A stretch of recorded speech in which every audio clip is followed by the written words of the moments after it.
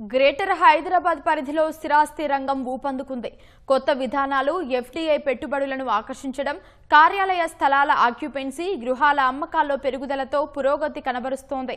5 నెలల్లో భవన నిర్మాణాలకు అనుమతులు ఇవ్వడం, ఓసీల జారీతో జీహెచ్ఎంసీకి 760 కోట్లు ఆదాయం వచ్చినట్లు గణాంకాలు స్పష్టం చేస్తున్నాయి. గతేడాది ఇదే 5 నెలలతో పోలిస్తే ఏకంగా 90% వృద్ధి నమోదు చేసింది.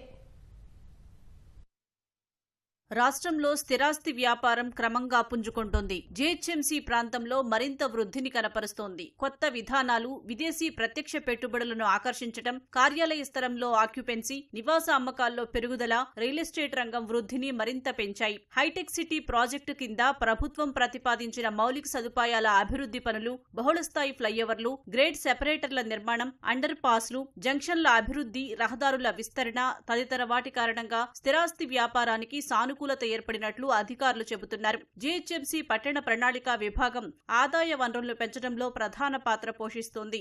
భవన నిర్మాణ అనుమతులు, ఆక్యుపెన్సీ సర్టిఫికెట్ల ప్రాసెసింగ్ చేయడం ద్వారా ఆదాయ వనరులు సమకూరుతున్నట్లు అధికారులు చెబుతున్నారు.